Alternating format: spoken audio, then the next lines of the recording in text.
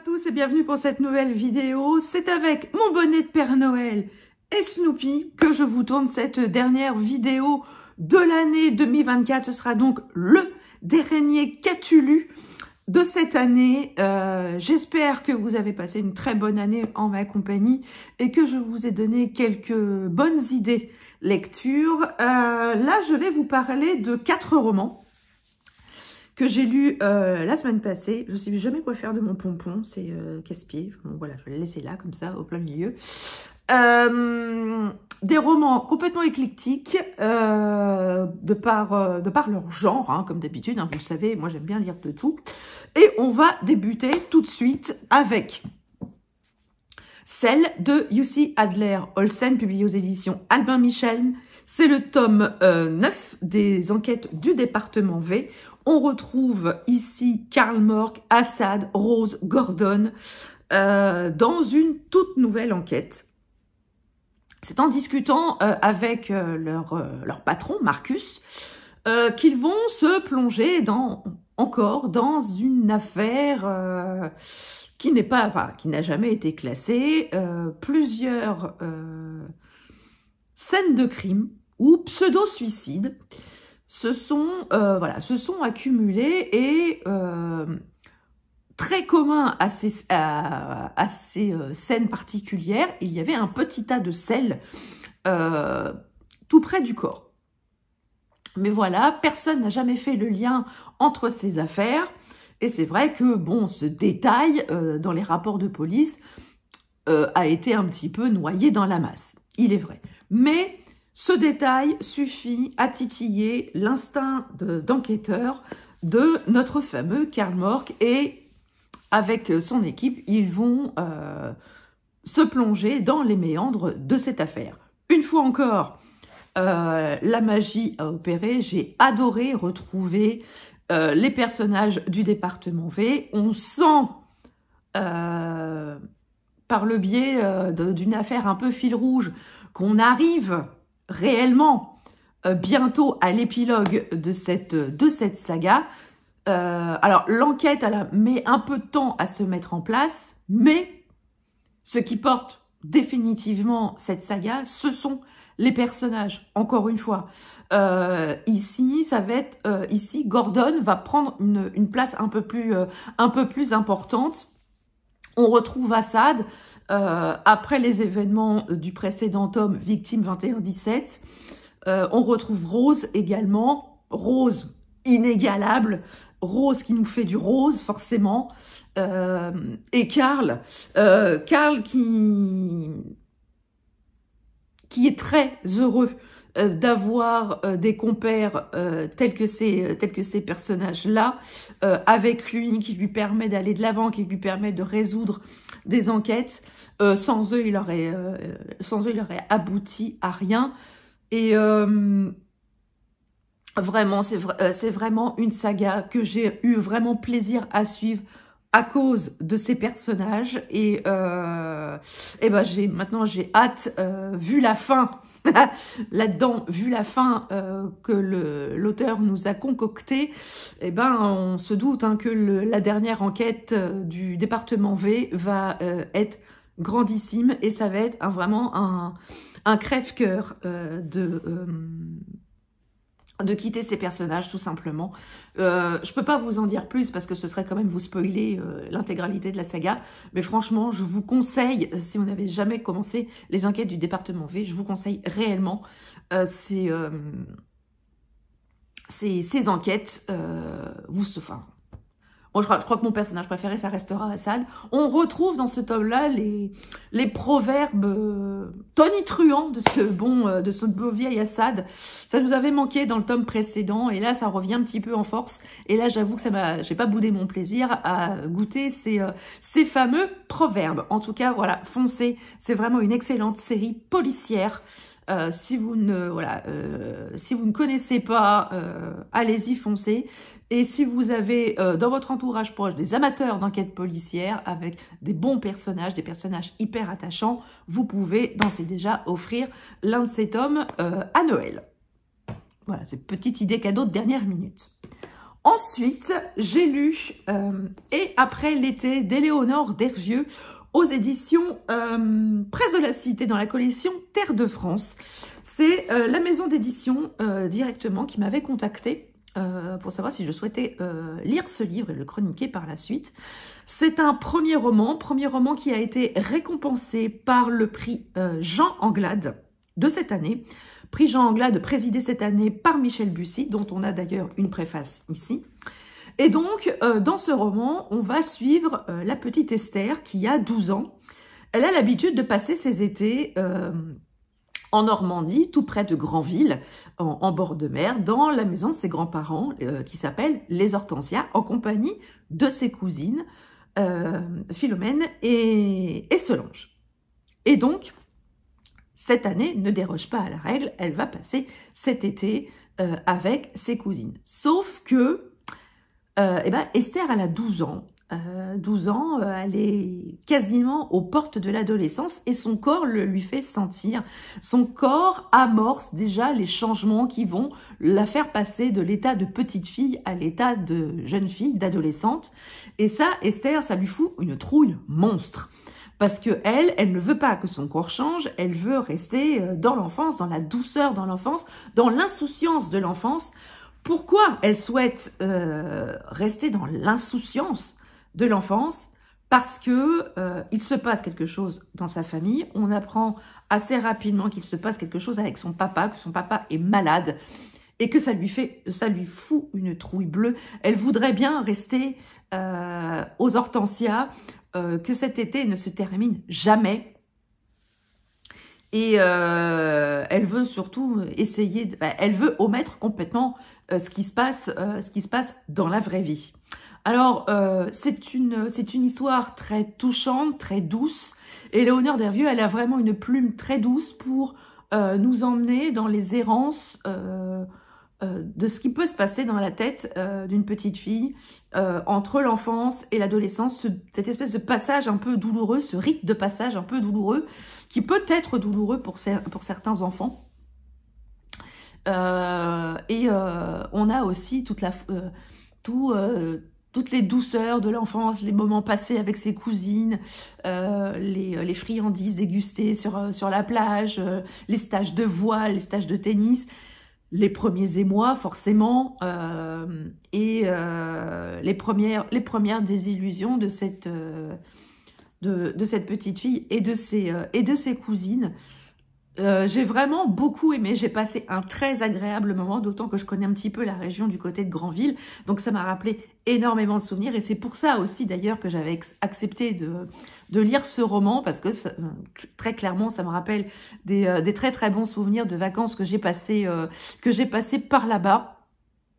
C'est vraiment une très belle plume à découvrir. J'espère très sincèrement qu'Éléonore Dervieux poursuivra sur cette lancée, parce que j'ai vraiment découvert une plume très douce, très doudou, très feel good. Alors même s'il y a certains sujets qui sont abordés dans ce roman qui sont assez difficiles, eh bien j'ai trouvé que la plume d'Éléonore Dervieux les adoucissait grandement et permettait de les faire passer un peu plus... un peu mieux, j'ai envie de dire. Et franchement, je me suis prise d'attachement pour cette petite fille qui passe un été radicalement différent, mais qui, malgré tout, va apprendre beaucoup de choses pendant ces 2 mois d'été. Franchement, je vous conseille vraiment de découvrir la plume d'Éléonore Dervieux avec Et après l'été. Vous passerez un délicieux moment en sa compagnie.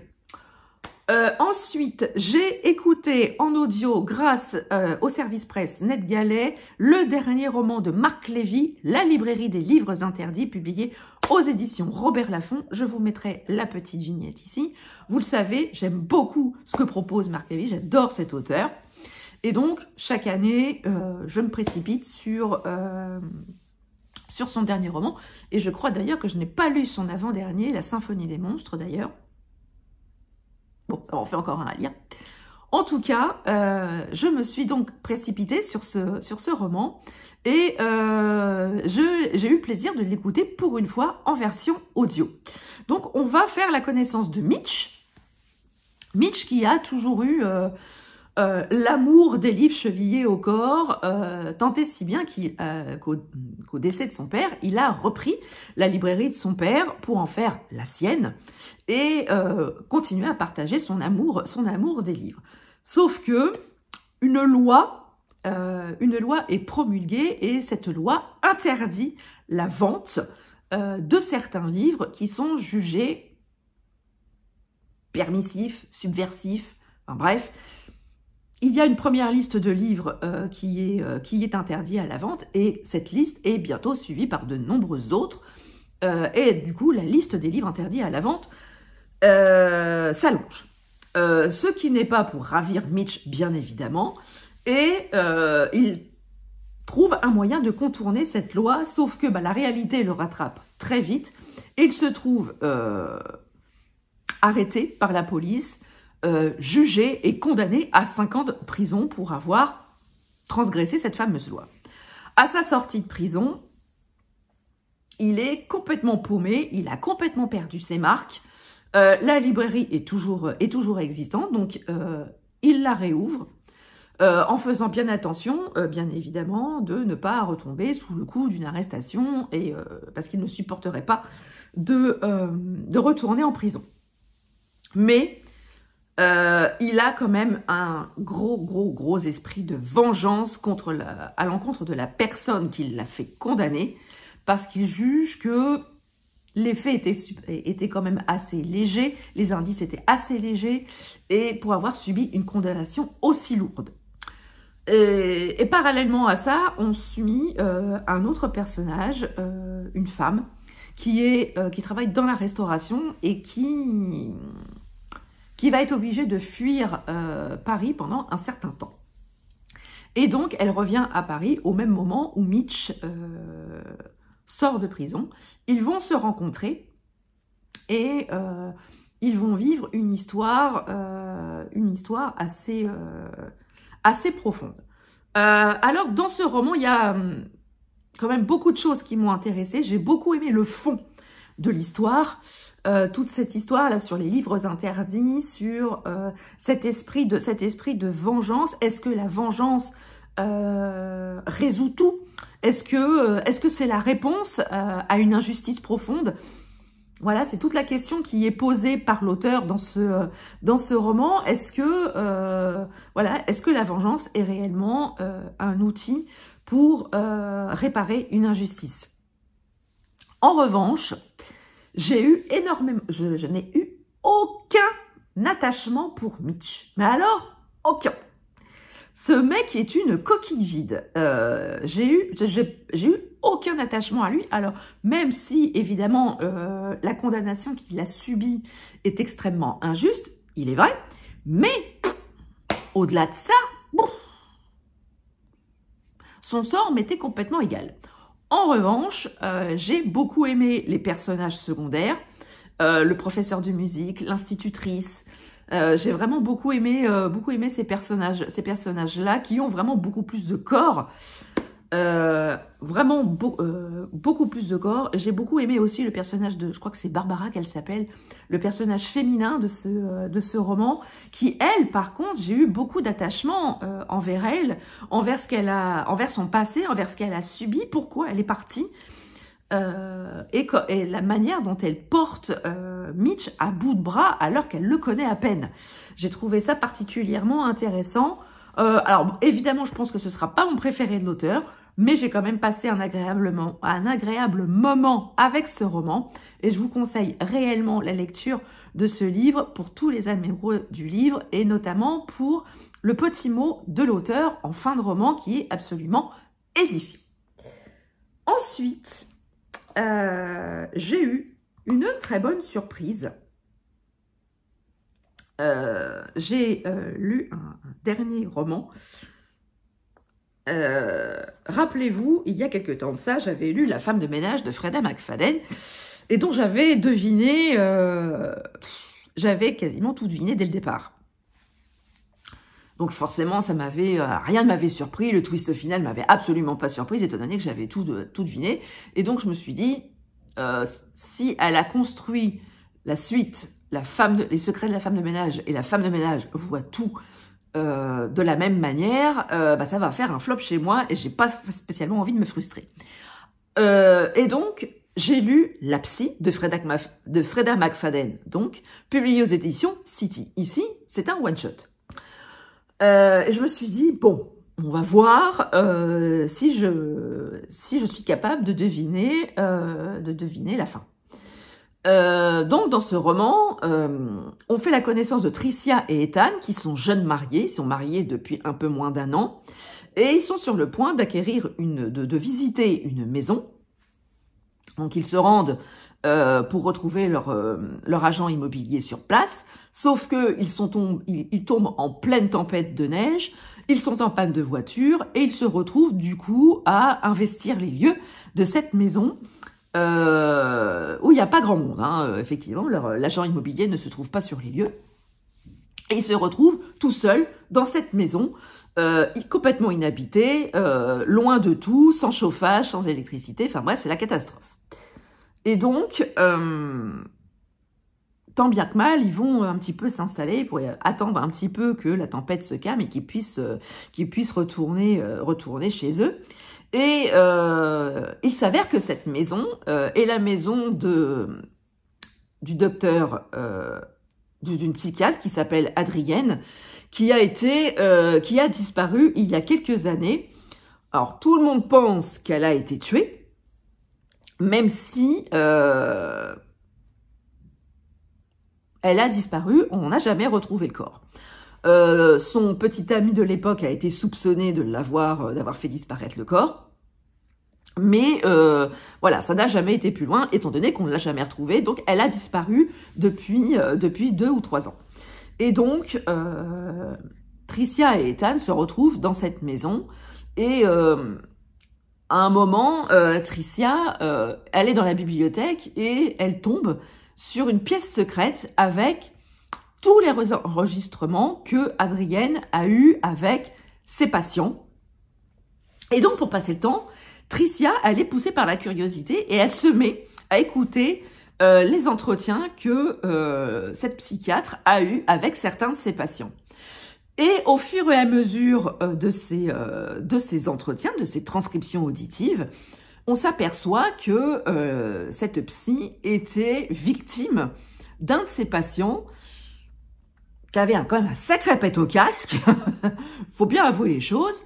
Et au fur et à mesure de ces transcriptions, on entrevoit un petit peu ce qui a pu se passer dans la vie de cette psy.